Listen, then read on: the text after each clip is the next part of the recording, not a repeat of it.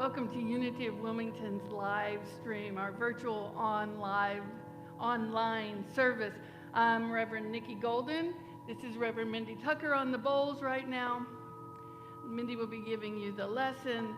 LaRaisha, Dionne is with us. We're so excited to be a part of your lives whenever you are watching this, to have you present with us in this moment, knowing that in our oneness we can truly be connected in the field of energy, that morphogenetic field. We can be connected heart to heart. We invite you into opening your heart, to opening your mind, to allowing ourselves to receive all that is present and available to us from the universe, and to be able to learn together how to open to greater depths of joy, greater depths of harmony, and to have more love in our lives. We're a community that believes there is only one presence and one power active in the universe and in our lives. We call that presence and power God. Use whatever term works for you. But let's think about that just for a moment together, what that feels like. Say it in your mind or say it in your actual voice. There is only one presence and one power active in the universe and in our lives. God, the good omnipotence. And let's take these thoughts into moments of prayer together so we find a higher level of mind action in this moment as we join our hearts. Turning our awareness inward, recognizing our oneness with that which created us, recognizing that the very force of life is moving in, through, and as us in this moment. And as we remember to breathe, as we allow ourselves to feel that yearning of our soul, we can come into the knowingness that we are divine. We can move from the head knowledge to the heart knowledge, and as we do that, we experience joy, we experience gratitude, and we experience love. And then we can live our fullest and best self. And so it is, and so we let that be. Amen.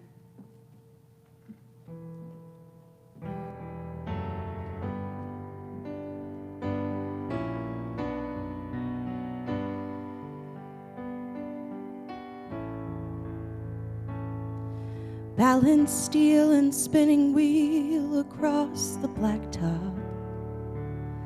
A tattered ace of spades is jammed between the spokes. My father's hands so strong and so steady. Then he whispered, ready. Came the time to let me go. He said, remember to breathe and steady your hands. You have found in me someone who understands. Remember to breathe.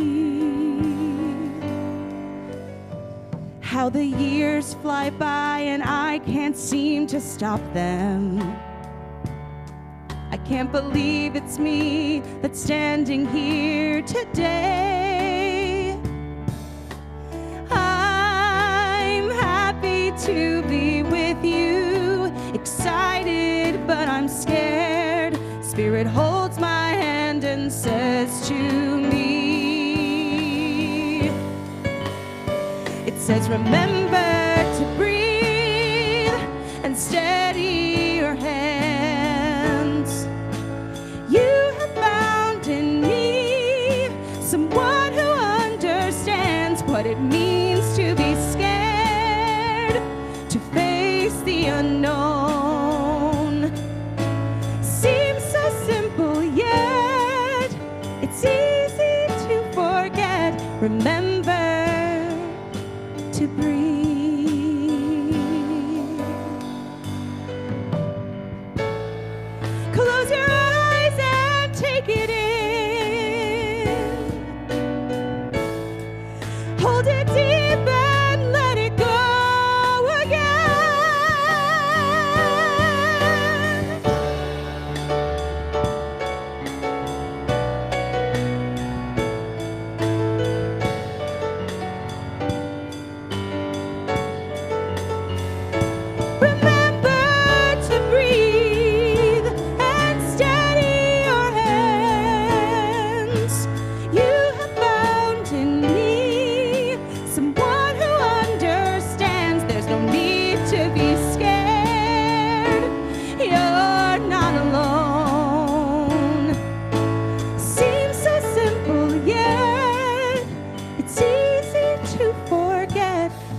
longer to breathe.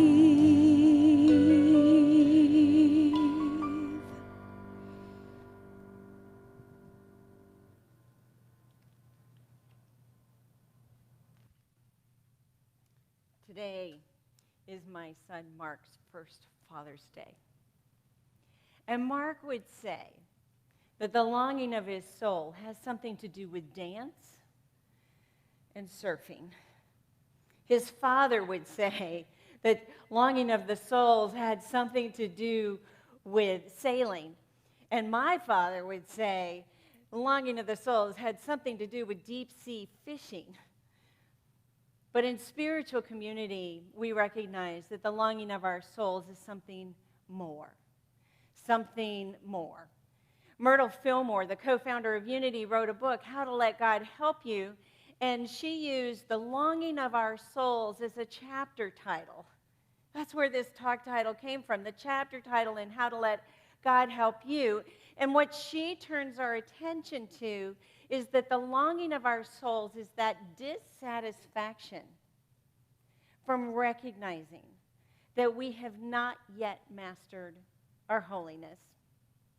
Now, holiness is probably one of the most heavily laden vocabulary words of our day and of the millennia, the many millennia that have come before us. There's holy purpose, holy way, holy war, holy hell, holy grail, holy smoke, holy cow, holy mackerel. Did I already say holy mackerel? Holy mackerel and holy moly guacamole. But really, truly, it is the longing of our heart to somehow become more satisfied with our holiness. Going back to our Judaic Christian roots, holy means many things. From the Hebrew, the word holy means sacred. From the Greek, holy means being different from, being set apart from. In the biblical sense, holy means someone who is completely radiating or immersed in righteousness and goodness. Metaphysically, holy means it's our sense of being whole, W-H-O-L-E, whole in mind, body, and spirit. The longing of our soul is that mystical union of feeling in alignment with goodness and righteousness. The longing of our soul is to differentiate from what we see out there. The longing of our soul is to be sacred and feel sacred and recognize our own divinity. The longing of our soul is that transcendent vision that pulls us forward and moves us along our spiritual path. The longing of our soul is also divine discontent. In How to Let God Help You, Myrtle Fillmore says the great unrest comes from a lack of holiness. We seem to be divided into fractions and sections. Myrtle Fillmore was born in 1845 and died in 1931. So over the course of her lifetime, she saw the ongoing American Indian War. She saw the Mormon War. She saw the Civil War. She saw the Spanish-American War. She saw World War I. She saw endless numbers of massacres, of labor strikes, of race riots. But that's not the kind of upset that she was referring to. That's not the kind of fractions and the sections that she was referring to. She went on to say this: we give one part of our minds to one thing and another part of our minds to another. So in other words, the upset and our lack of holiness happens right here in our own psyche. It happens in our own minds. What that upset and that lack of feeling holy comes from is actually a reflection of what we're projecting out there.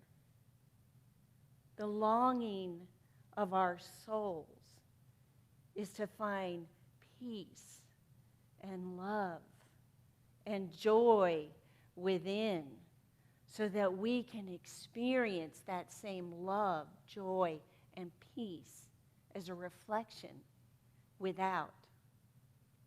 Myrtle Fillmore went on to write, always within us is a longing for something higher, and unrest because we are not satisfied with life as it seems to us. The psalmist conceived the right idea of life in its fullness and completeness when he said, I shall be satisfied when I awaken with thy likeness.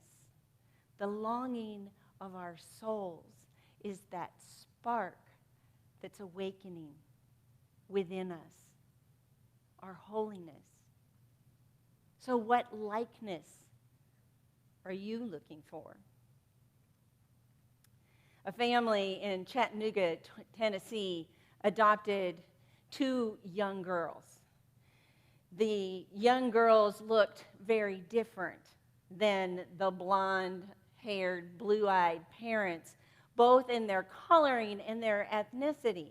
The family was very open about the adoption and faced head-on those tough questions that come up as the girls matured, or that came up as the girls matured, those tough questions about abandonment and perhaps even unlovability.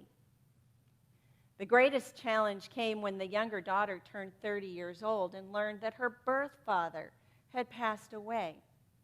She was sad and grieved and very emotionally unbalanced by the news. And in confiding to her mother, she finally blurted out, now I will never know my true identity. Do you know how it is when sometimes you're faced with big energy like that, you snap back to your roots, back to your foundational beliefs? Well, this family was blessed to be in the new thought religion that we call Christian Science. And like unity, Christian Science believes that our identity is a reflection of spirit, that we're created in the image and likeness, they say, of the Spirit, Father, Mother, God, that we are a child of God. In unity, we say we are a beloved expression of God, but it means the same thing. So the mother, she took a breath. She said a prayer. And they began one of those difficult conversations with her younger daughter. She began to recite every physical characteristic of the birth father that she could remember ever knowing. And then she turned it around. And she asked her daughter what she thought her spiritual characteristics were. And in that journey of discovery, that younger daughter had an epiphany of recognizing that her true identity, her true holiness, her true self was that image and likeness of the divine. And in turn, her epiphany was a blessing for her other sister, so that they both got to see a broader version of themselves. They got to experience a greater awareness of their oneness with God. They got to see that they too were expressions of the divine. The mother wrote an article about this, and in it she said, when looking in the mirror, instead of trying to find a likeness to parent or other family member, my daughters finally realized that they reflected all the good and the love that God is. She said more. She said that was enough to eliminate their need to attach themselves to a material history. And while it seemed they had been separated from their identity at birth, they eventually knew their true spiritual identity belonged to them, and they could never be separated from qualities such as love, forgiveness, and gratitude, just to name a few. I was not adopted, but there were many times that I wondered how I ended up in the family that I ended up with. I spent hours looking in the mirror. I really did. Looking in the mirror and recognizing that I could see the physical characteristics of my parents, but emotionally, mentally, spiritually, and preferentially, I was very different from them. I liked to stay up late at night and read. I had a flair for the dramatic. I loved music. I loved the arts. And what really sealed the deal was I knew that the Dallas Cowboys were not my favorite football team. I was different from them. It was a good opportunity for me to say, holy moly guacamole, and remember to breathe. And to remember to breathe. Mirror work is powerful. Over the ages, mirrors have been used in many different ways beyond people admiring a reflection of themselves. Ancient cultures used mirrors, recognizing that it wasn't a physical reflection that you were seeing, but actually a reflection of the soul. And if you think about the legends of vampires and how they had no soul, that's why they never showed up in mirrors. In the Victorian times, mirrors were placed strategically, and if you could create a series of reflections with those mirrors, it was believed that you could see into the spirit world. Even today, psychics and practitioners of magic use mirrors and candles just like they would use a crystal ball. But it is the spiritual mirror work that brings us to a place of recognizing a greater degree, having a greater awareness, and a closer experience of mastering our holiness. Now, in the broad perspective,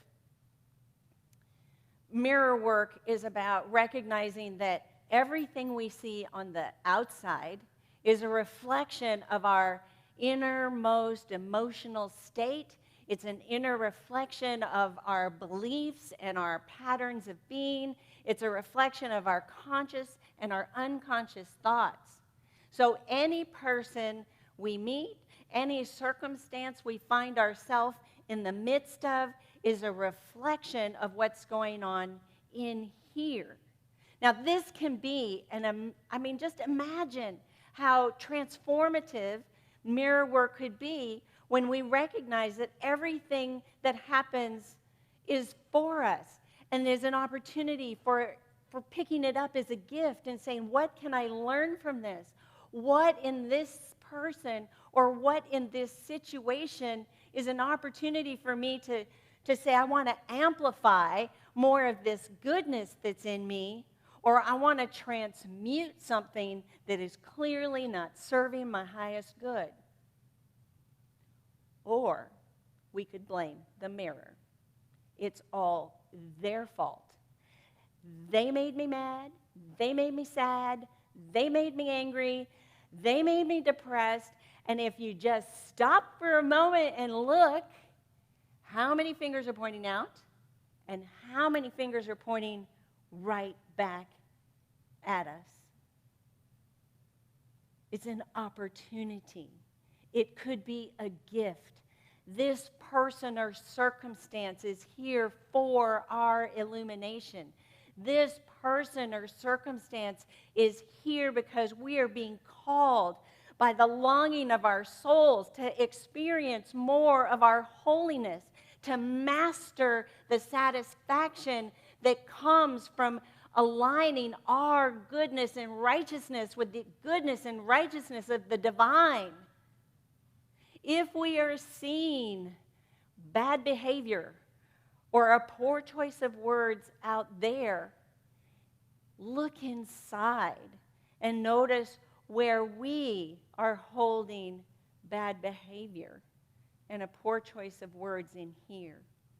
When there's hate outside, it's because there's hate in here.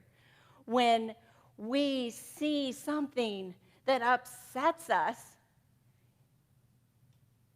a fear a lack. Light is being shed on the fear and the lack that's inside of us already. Holy moly, guacamole. Take a moment to remember to breathe. The universe is a great reflector, and this is good news. The other good news is that we always have the choice on how we want to see what we see out there. In 1984, Louise Hay published a book, You Can Heal Your Life. And in it, she described a spiritual practice, a step-by-step process of doing mirror work. It's the same kind of internal mirror work that we use when we evaluate the reflections that we see out there, but it's even more personal than that. It's about taking a look.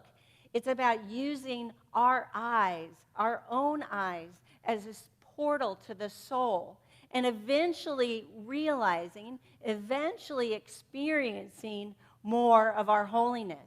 And I use that word eventually very deliberately because sometimes in between making the commitment to a spiritual practice and evidence or manifestation of the result of our desire with that spiritual practice eventually happens, and we have other experiences in between that don't always feel good,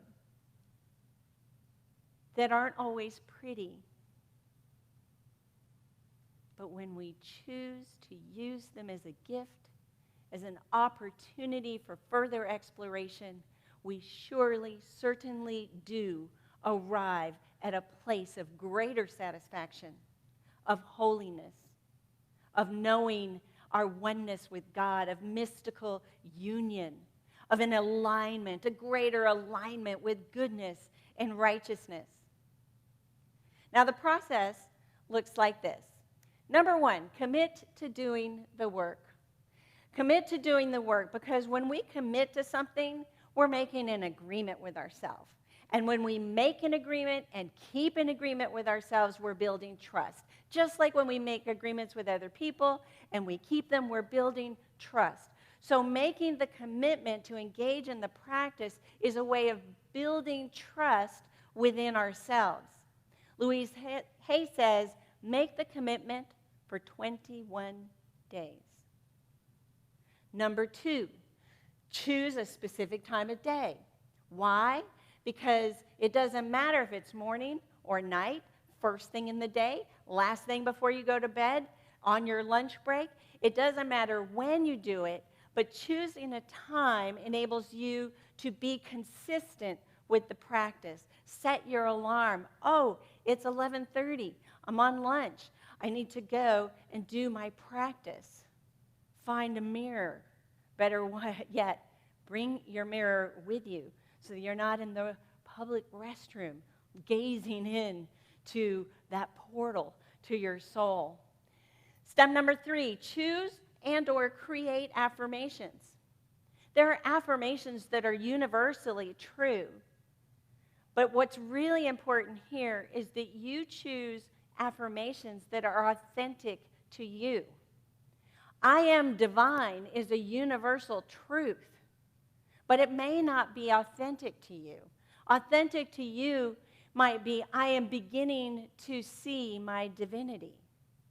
I'm beginning to see my divinity. It's like you know the truth, and that's where you are authentically on your spiritual journey. Number four, repeat affirmations daily. Louise Hay says 100 times. If that's too many for you to start with 10. But over 21 days, I invite you to get to 100. Get to 100. Number five is to allow whatever comes up to come up. Mirror work is not for sissies, just like spiritual life is not for sissies. It takes courage. It takes bravery. Acknowledge your courage for your willingness to do this. Hug yourself for your bravery. Cry if you need to cry. It's so incredibly intimate to look into the mirror, even for 5 minutes. Hardly anybody looks in a mirror for 5 minutes unless they're engaged in some kind of conscious practice. We look in the mirror to check our clothes. We look in the mirror to check our hair. If we do makeup, we look in the mirror to do makeup. But for the rest of the day, we're out doing our thing. So looking into our own eyes can bring up uncomfortability. It can bring up awkwardness. It can bring up self-loathing. It can bring up criticism. It can bring up all those voices that we've heard since we were little.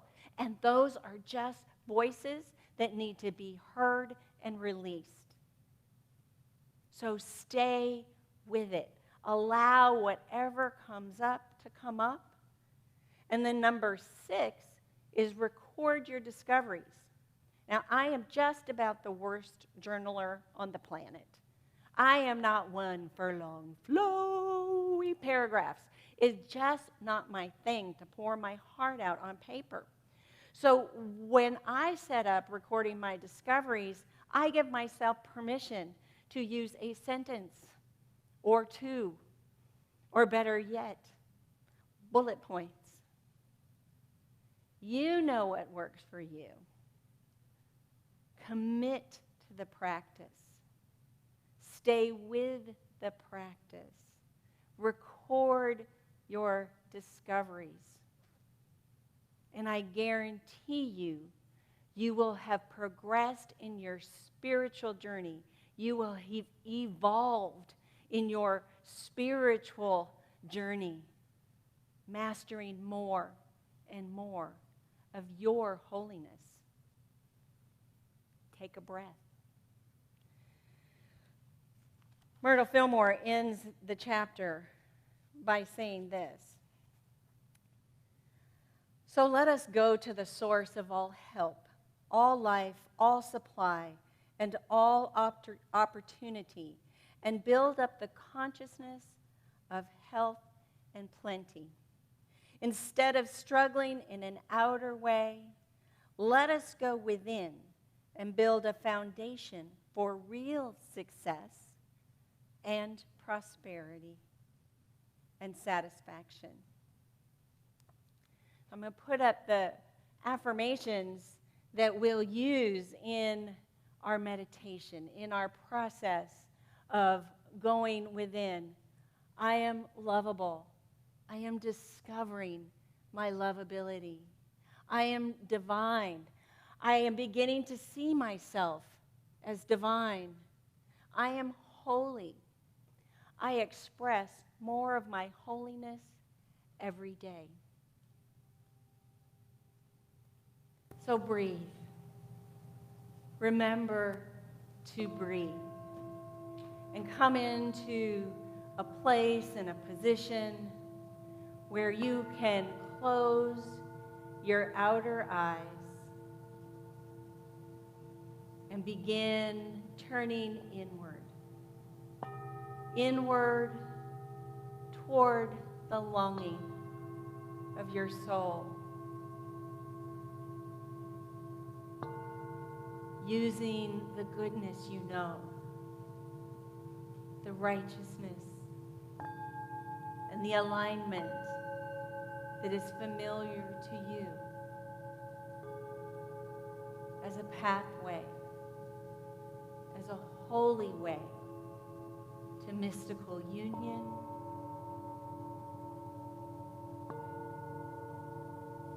to sacred oneness,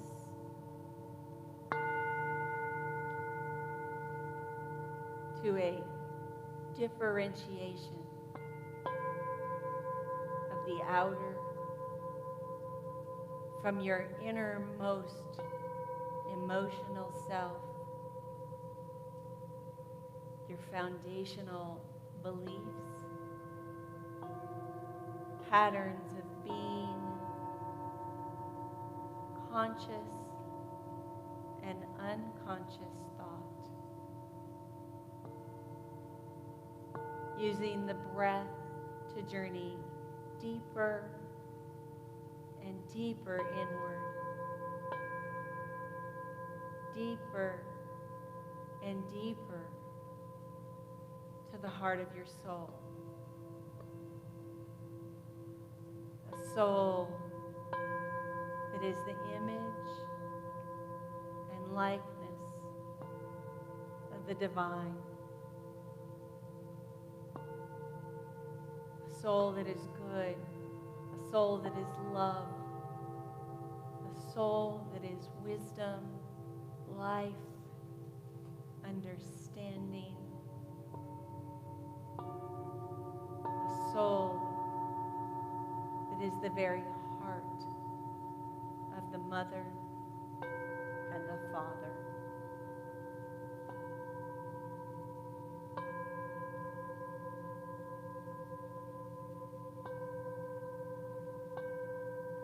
Breathing in, breathing out,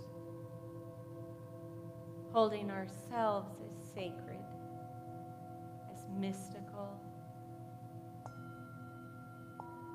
sanctified, holy, holy, whole.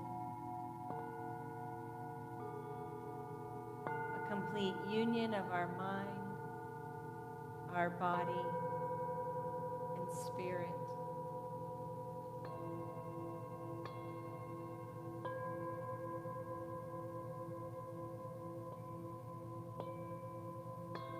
It is this satisfaction that we choose and commit to expressing and reflecting in the world. Kindness, gratitude, joy, peace. And we bring it back with us into the forefront of our consciousness, into the forefront of our minds, making that journey back up into the light, back up into the physical universe, bringing a greater awareness of our spiritual identity with us, knowing that this is a dream for us and for all people. The longing of our souls, the unfolding of our mind and heart from the inside, illuminated, shining brightly,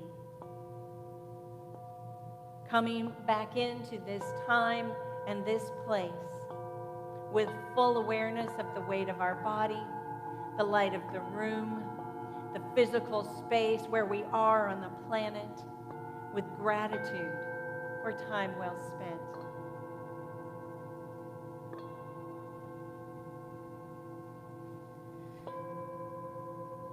I dream a world where man, no other man, will scorn, where love will bless the earth and peace its paths adorn.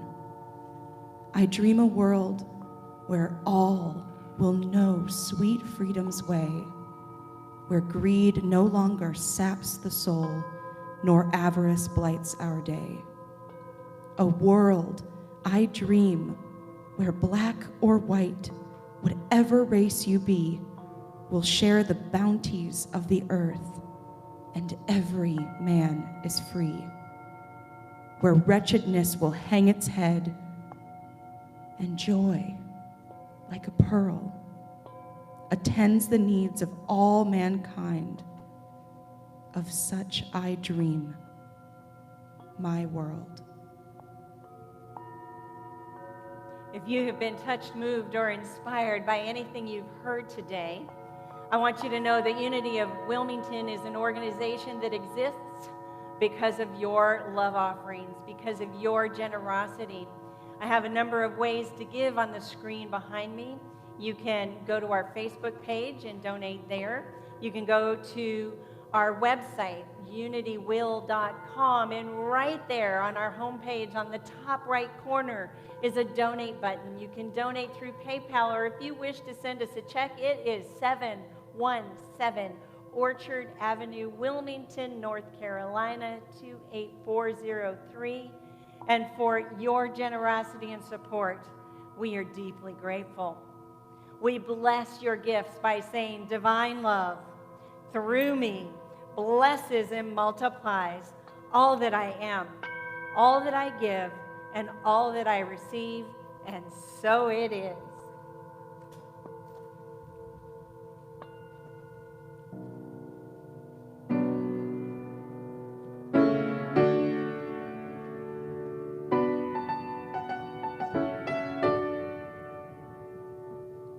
I am not a stranger to the dark.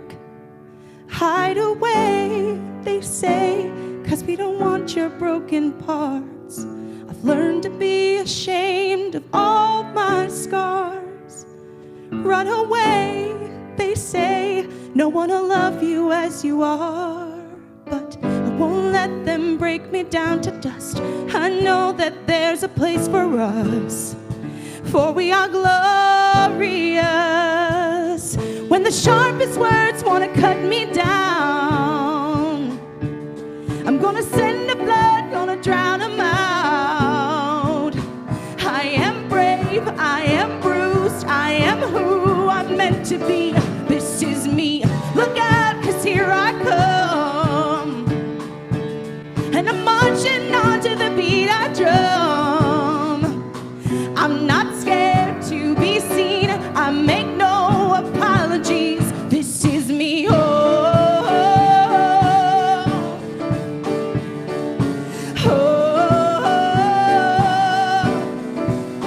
oh, oh.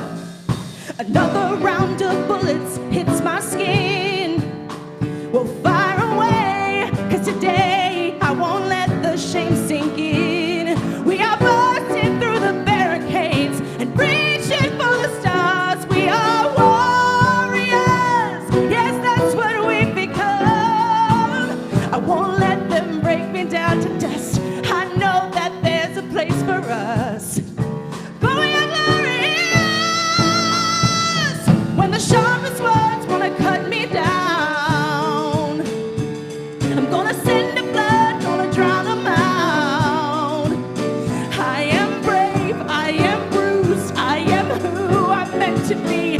This is me, look out, 'cause here I come. And I'm marching on to the beat I drum.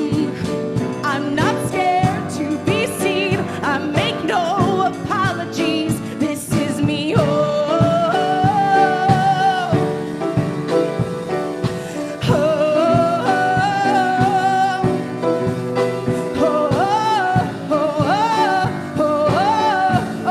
oh, this is me. And I know that I deserve your love. There's nothing I'm not worthy of. When the sharpest words want to cut me down, I'm gonna send a flood, gonna drown them out. This is brave, this is bruised, this is who I'm meant to be. This is me. Look out, 'cause here I come. And I'm marching on to the beat I drum. I'm not scared to be seen, I make no apologies. This is me.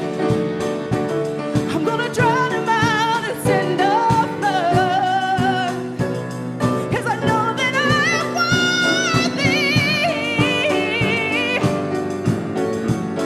This is me. Oh, yes, it is. Oh, yes, it is. Okay, so somebody on Facebook says, where is that donate button? So on our homepage at unitywill.com, it is now in the top right corner. It used to be at the bottom, but we moved it. On Facebook, it's pinned to the top. So if you go to the top of our Facebook page, you'll find us. You know, I'm just trying to facilitate all the goodness of the planet. It's a great thing to facilitate. Thank you, LaRaisha, for singing so beautifully for us. That truly is prosperity, to hear you sing so elegantly. Yes, and John Hill back on drums. Yes, thank you. And Lisa. Keating. Yeah.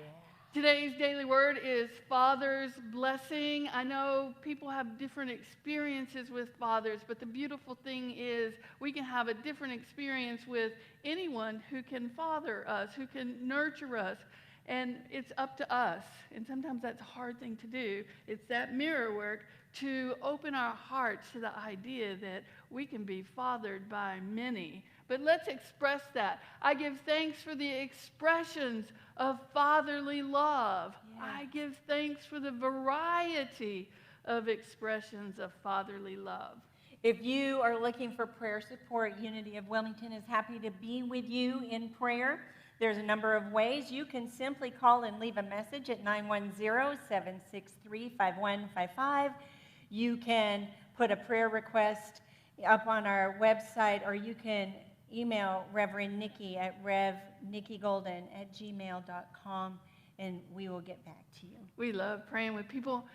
We want you to remember these sacred truths. You are a beloved expression of God. You are here for a holy purpose. And you are always in the right place at the right time, and that time is right now. We support you in the outworking of the longing of your soul, knowing that as you commit to a spiritual practice and a spiritual path, you truly will increase in your mastery of your holiness.